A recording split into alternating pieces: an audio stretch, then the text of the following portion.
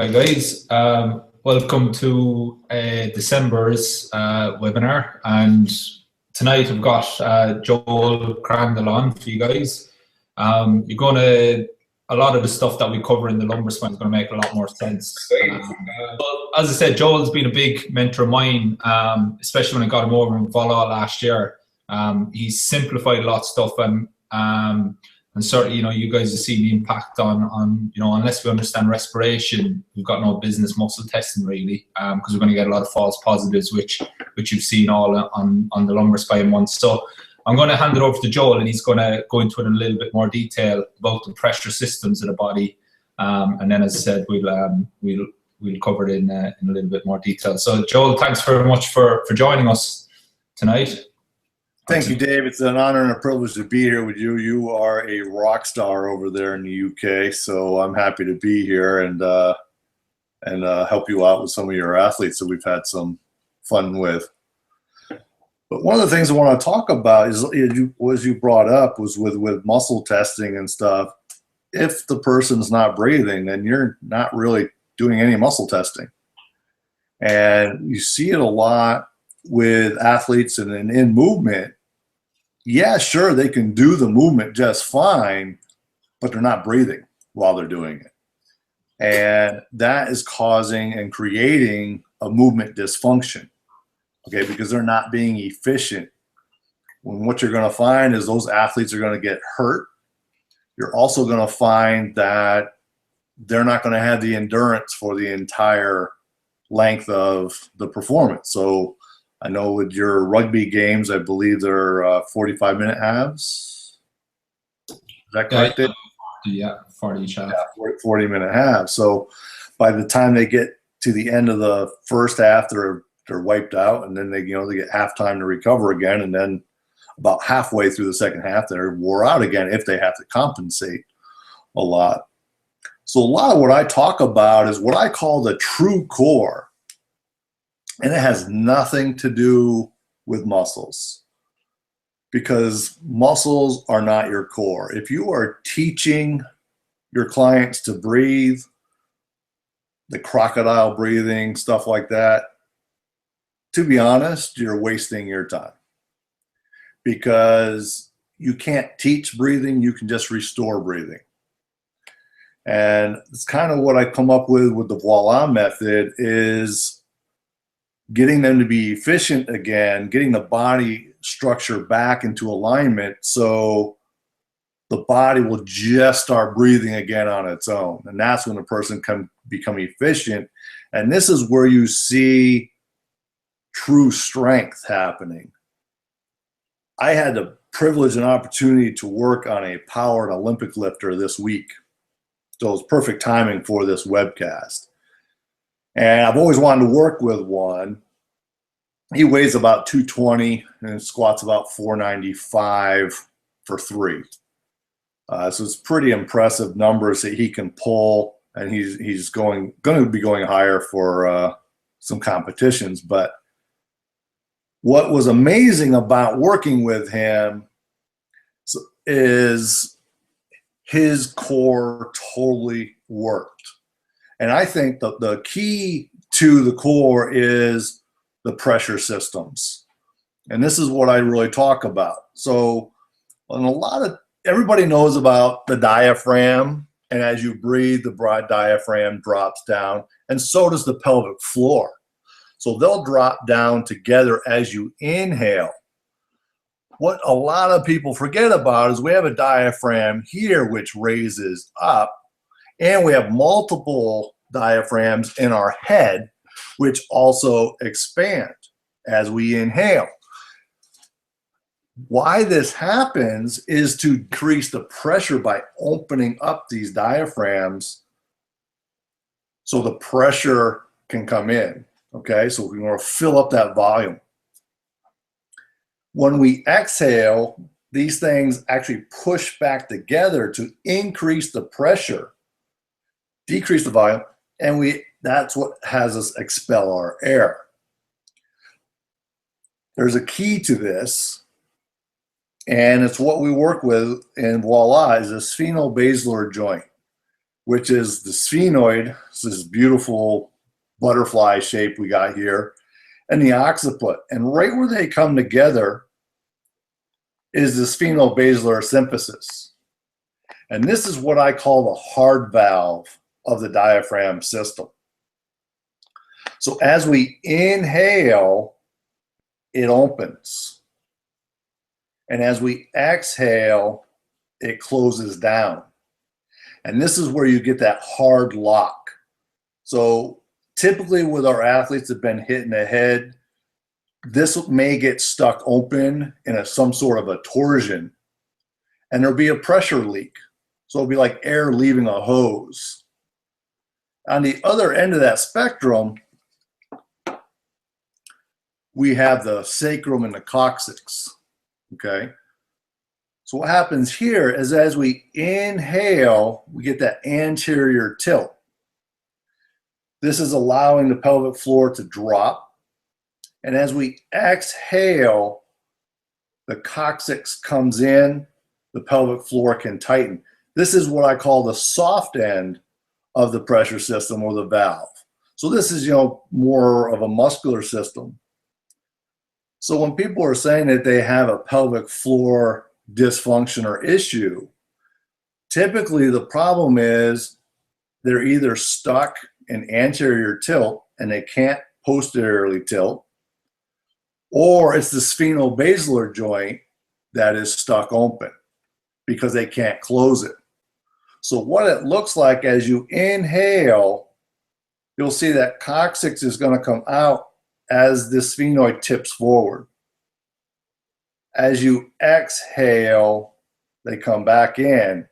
And this is where the true core is, right there.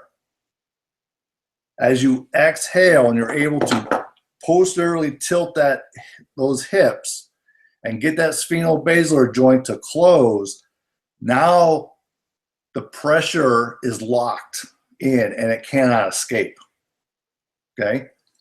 So when athletes are being told by their trainers to hold their breath or lock down,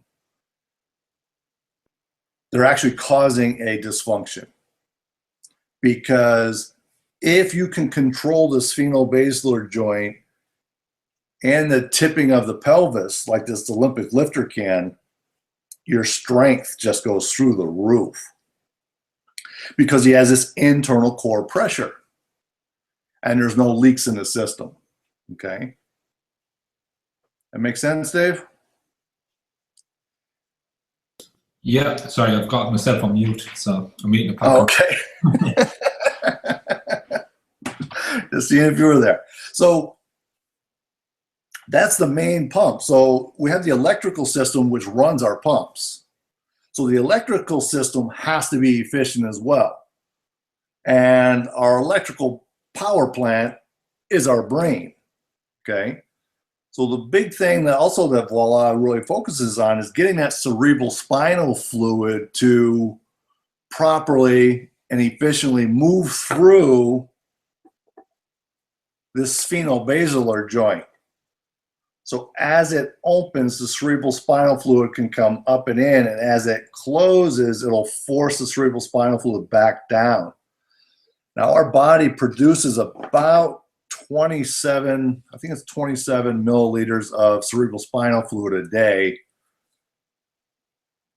But I believe that's about 9 millimeters that's in our body at the whole time. What's been really fascinating about cerebral spinal fluid is new research has come out where they're actually finding it throughout the entire body. So if you cut your finger and if you actually cut through a nerve, cerebral spinal fluid can leak out. I was just talking with a neurosurgeon about this on Thanksgiving. And she goes, oh yeah, absolutely. So she goes, it surrounds the entire nervous system. But what happens is when athletes are, say, get in the head, and we again have that torsion, and we can't get this system closed, the cerebral spinal fluid kind of gets stuck in the head, and that's what kind of creates the fog. You'll start getting pressure inside your head.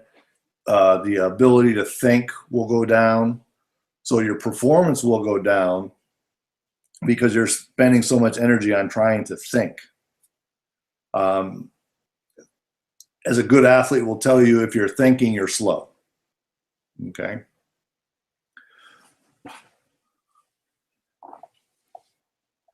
So with this, so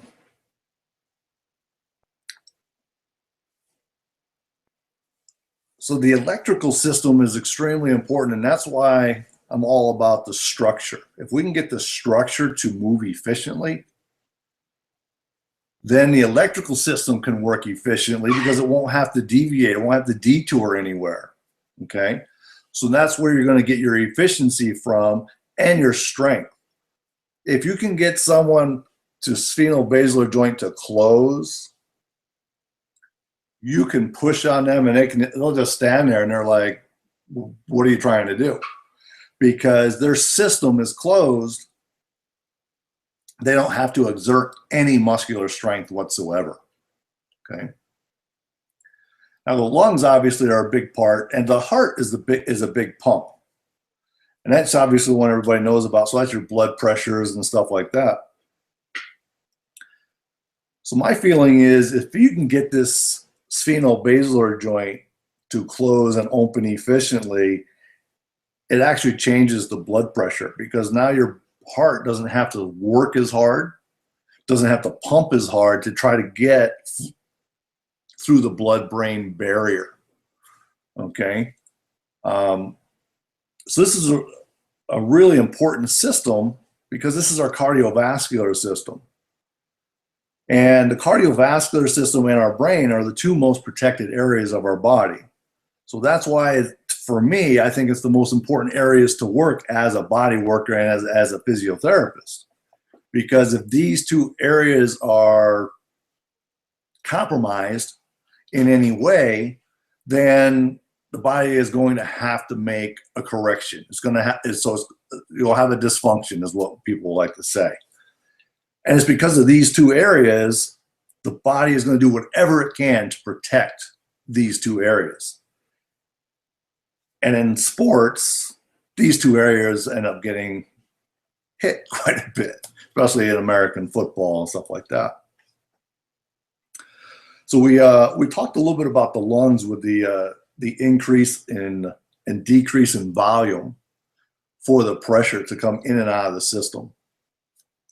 And it's very important. What people forget is we don't just breathe with our diaphragms. Breathing is a full body exercise. It's a full body movement. And you have to have what I call syncing of the core, or syncing of the diaphragms, to get this true strength. So as we talked about, as you inhale, the bones of your head actually expand. And then as you exhale, they come back together. The chest expands, and Dave has done a great podcast blog on this about the rotation of the ribs, etc. So definitely go back and check that out. It's fantastic the way he's done that. Excuse me. And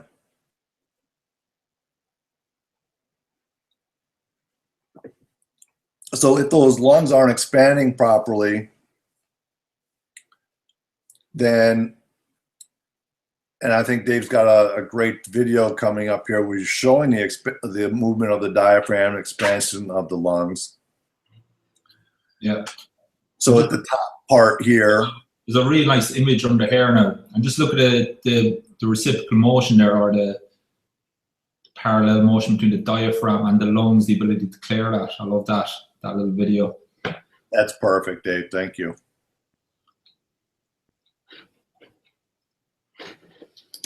So you have to have the pelvic floor in sync with that diaphragm, as well as the cranial bones of the head in sync with that diaphragm as well.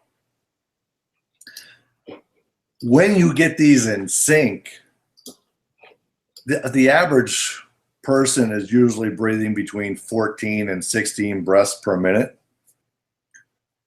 And the medical average is they want you at around 11. I have found that if I can get everything synced up, get the head and the diaphragms, pelvic floor all working perfectly, I'll take about 4 breaths per minute. And there's no stress on that. Okay. The heart can slow down. It doesn't have to work as hard. And it's just a feeling of relaxation and peace, which is really, really nice. So one of the things with my blog that I talk about too, which is on voilamethod.com, I believe Dave will put up a link for that at the end, is I have a series going right now which is called Stop Thinking Muscles First, because they're so far down on the list of what is really necessary.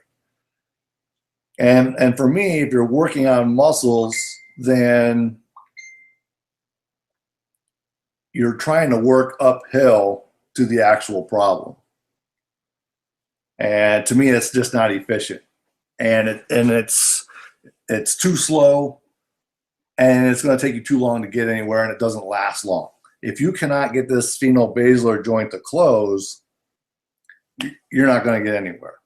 You have to get this spinal-basilar joint efficient and smooth. Okay. Anything you want to add to that, Dave? No, that's really good. I think I like the phrase, if you don't have movement variability in the diaphragm, you're never going to have it in the rest of the body, because they all link together and sync, as you said, don't you? And you need all that to get that to close, like you say. Yeah. And my theory is if you're not getting a spinal-basilar joint to close, then you're not going to get the diaphragm to be efficient at all. And so that's what you have to get that. Hugh Tago was saying, he likes people to be about six breaths a minute, and he classifies people that's breathing at 15, 19 breaths as being ill. They were the people back in the day when he'd done the research. And my professional rugby players were 20 breaths a minute, and they were the guys that were cramping, 20, 30 minutes into a game, and we done a lot of the breathing tests on those guys, and they were, chronically, according to Butego's stuff, and they're professional athletes. So, we can't, you're talking about anterior tilt. I don't think we can control inhalation anymore, as a big issue as well, in terms of actually lengthening everything and getting that joint to open. Yeah, and that brings us to a great point, Dave, is if you can't control the anterior and posterior tilt, you'll see most athletes have a large anterior tilt. So this pelvic floor is basically being stuck open. And again, with my theory is the spinal-basilar joint isn't closing or opening. It depends on each athlete, but you must get your athlete to be able to easily and efficiently posterior tilt. So this also correlates to all your psoas problems that you're having with athletes, because they're anteriorly tilted, okay, which is creating this psoas to work harder, and it's being actually lengthened. If we can posterior tilt, now we got that psoas shortened, okay? So I'm always looking, when I'm working with an athlete, when they're breathing, are they also breathing through their hips? And a lot of times you'll see that they're stuck and they're not moving with their hips, and you have to go in there and just get their hips rocking in rhythm with your breath. Good. And if you actually look at the axis of rotation of a posterior tilt, the pelvic floor has got a lot greater influence to posterior tilt than the glute max, where everyone's obsessed with glute max. So that's I've got a great video out of my mentorship actually that I've shown them all, and that's the thing that initiates the pelvic tilt, isn't it? That shortening, and then the glute max is going to help at the end. Yes, which drives me obsessed with squeezing glutes. Yes, everybody is obsessed with squeezing glutes, so I'm really excited that the year 2015 is ending, and I'm hoping I don't have to read another damn blog about weak glutes, because it's not the problem. It's not the problem. If you can get them to posterior tilt efficiently, now that glute can fire the way it's supposed to. I actually, over the weekend, it was just experimenting, and I had a guy who couldn't have, he had no extension in his leg, and I just talked to him. And I had such extension in that leg that 3 of us could have tried to pick up his leg, and he would have just been laying there and not even trying. He was able to hold that down. So it's really not about muscles. It's just about getting that structure in alignment so the body can now be strong the way it's supposed to, instead of working hard to become strong. And that's where we're making our athletes worse. It's because we're pushing them, we're forcing them to be strong. Yes, they can do it, but are they doing it efficiently and easily? Okay? But it shouldn't have to be hard work.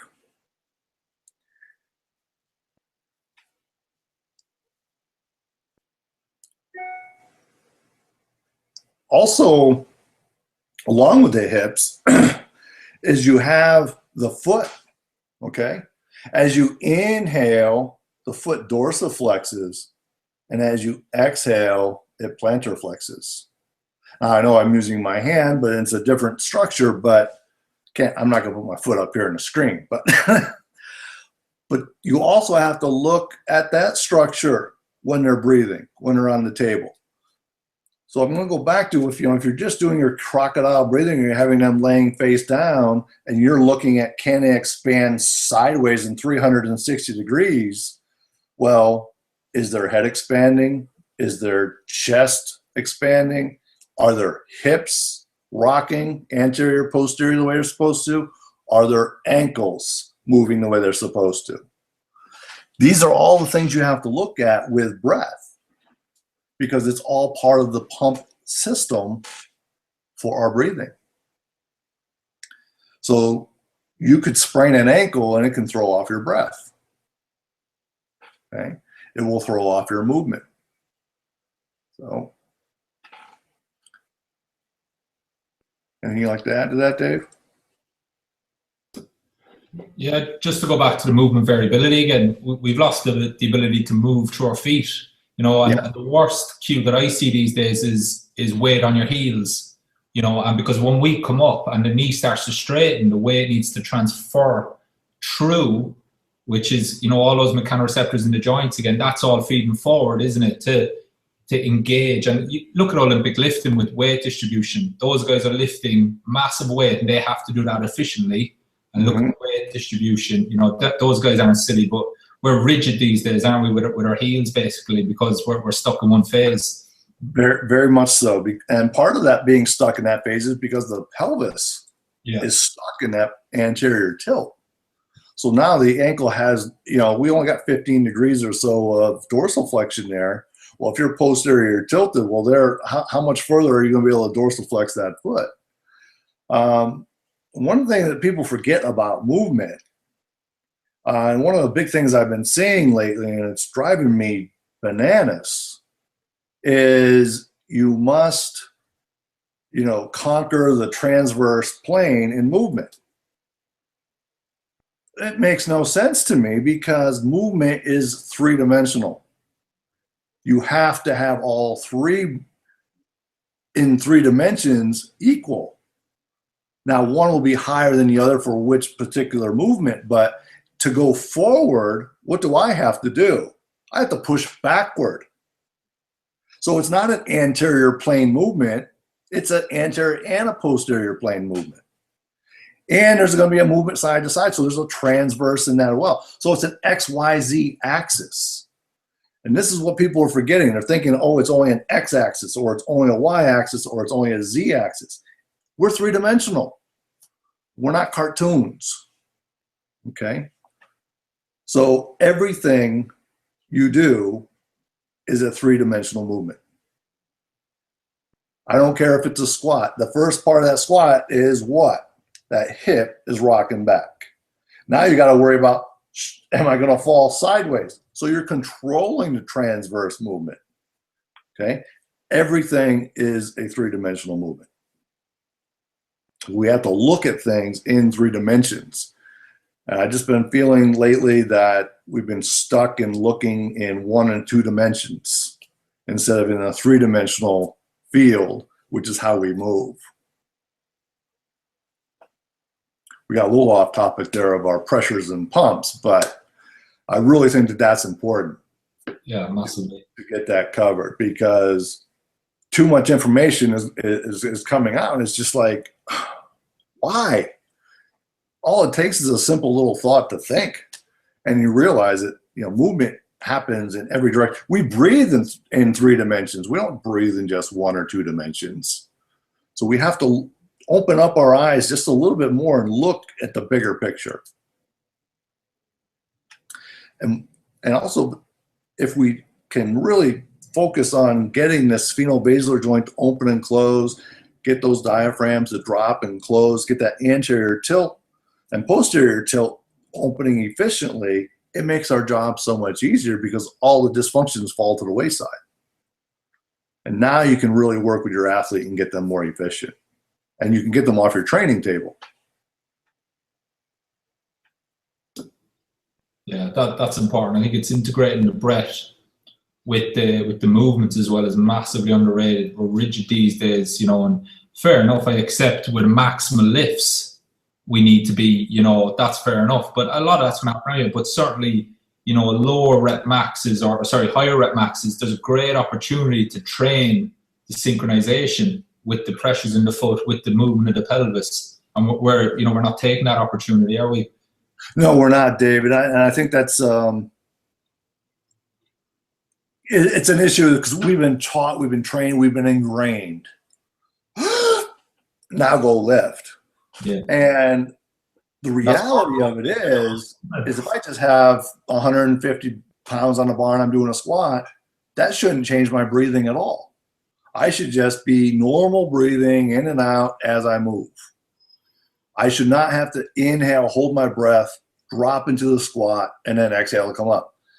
When I do in my training, I constantly am breathing. I never, ever try to hold my breath unless I'm going for a very heavy lift. But at my age, I'm never going for a very heavy lift anymore. So definitely, if you're going at 90 to 100%, absolutely, you're going to have to hold your breath to get that little extra. But if you're below that, you can control all of that with just natural breathing and getting that spinobasilar joint to open and close.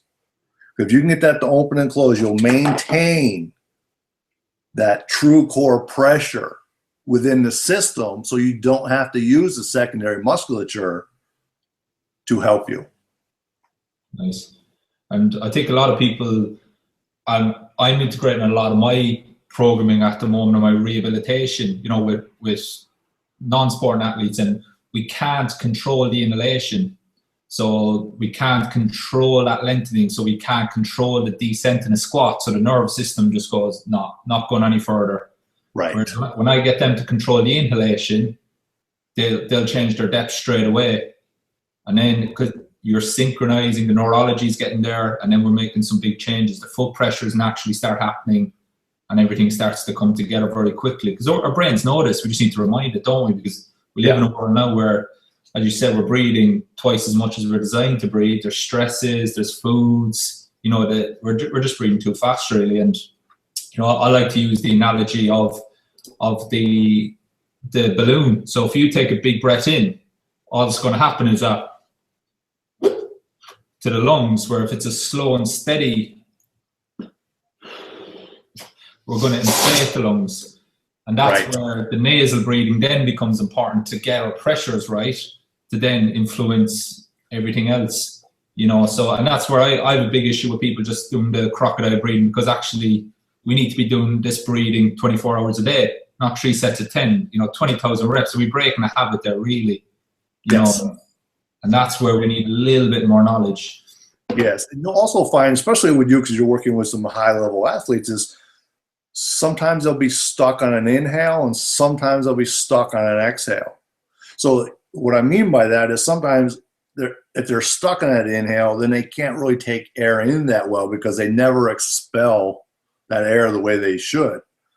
And that can happen from, a hit or a scare, and the nervous system is locked in that one position. So we have to teach them, and it is safe to be able to move in all these positions and breathe at the same time. Yeah, absolutely. See that a lot. Yeah, we see that a lot with our athletes because they hold their breath when they're you're working with rugby players, so they'll hold their breath as they're taking the shot. Yeah, as they're getting the hit or making the tackle. Yeah, and like pre-season now for rugby league players, it's pre-season. They're all in respiratory distress. You know what I mean? Their nervous systems don't know what's going on. They've been absolutely pounded. They're doing hills. They're doing silly stuff, which is part of rugby league, unfortunately. And it's part and parcel of it. But their nervous system doesn't know that they're playing rugby league. That just knows it's getting attacked pretty much. So it's perceived threats, and it's handling it what it knows best, really. Which is why unless we get this stuff, we take them out of fight or flight, we get them synced up again. We're pissing against the wind, so to speak, with muscles, really, aren't we? We really are. We really are. And so. And that, for me, is once you get that spinobasilar joint to close, now you can get the nervous system to relax. Because the brain and the heart are the two biggest spots. So if we can get those to say, hey, you know what? This is okay. I'm not in danger here. Now we can get their nervous system to settle down, get them out of autonomic distress. Now they can be more alert. They can think while they're on the field. They can make moves on the field to where they're not going to get injured, and they'll be more efficient. Yeah, and we can teach them how to squat properly then, because they can listen and understand, which a lot of our athletes, they can't listen. Correct, because they're in that fight mode.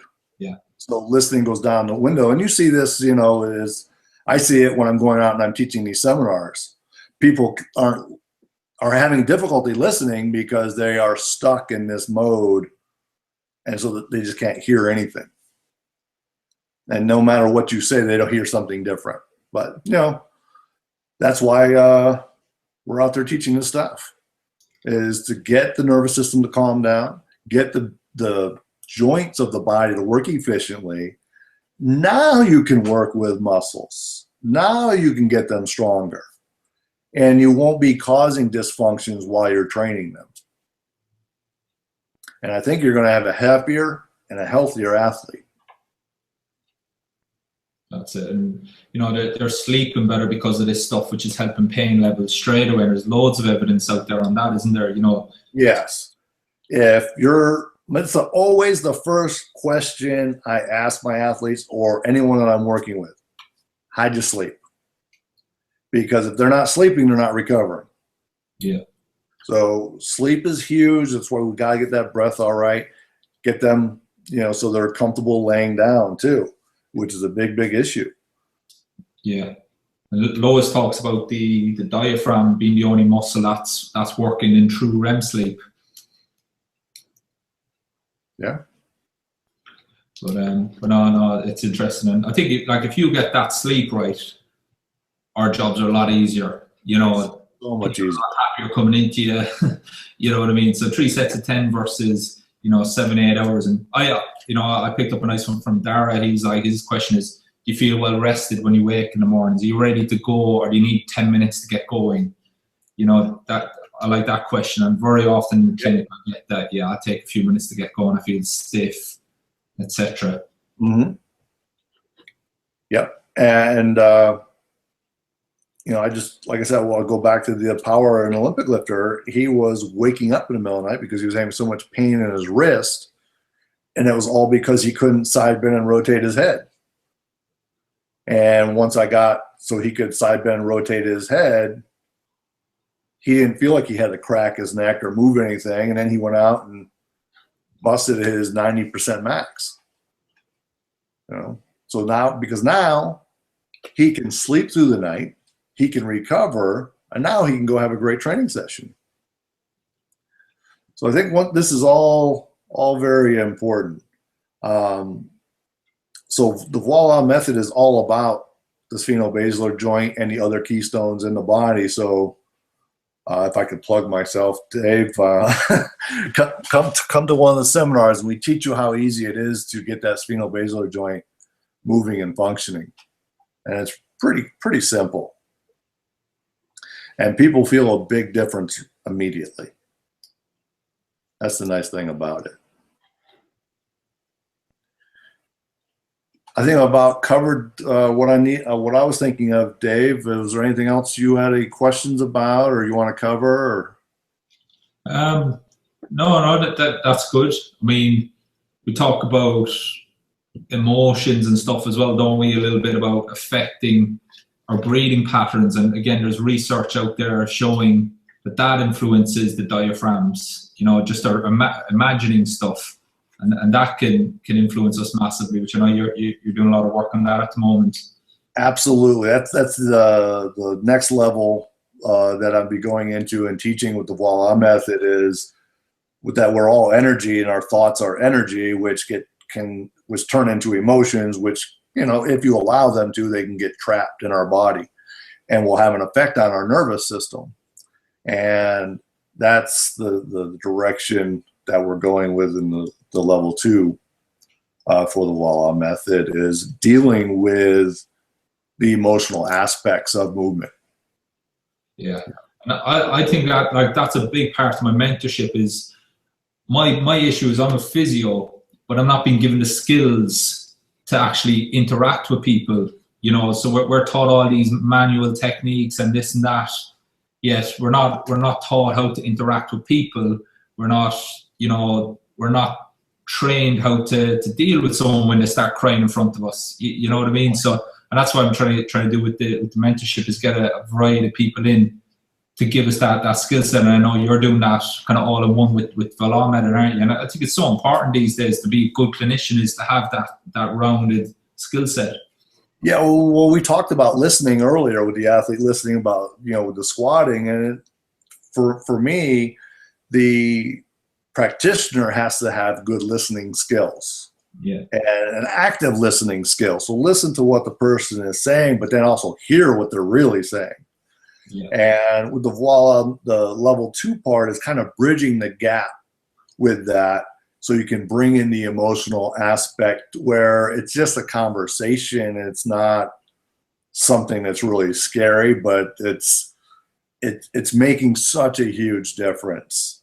And just seeing that, so it's just another reason where, in my theory, is, you know, stop thinking muscles first, because they're just reacting to what is actually happening to the outside or inside environment. Yeah. As you said, that subjective history, that's got the answer to why there's a perceived threat, you know, or the subconscious is perceiving the threat. And if we ask better questions, we get better answers, don't we? Yes, we do. Yes, we do.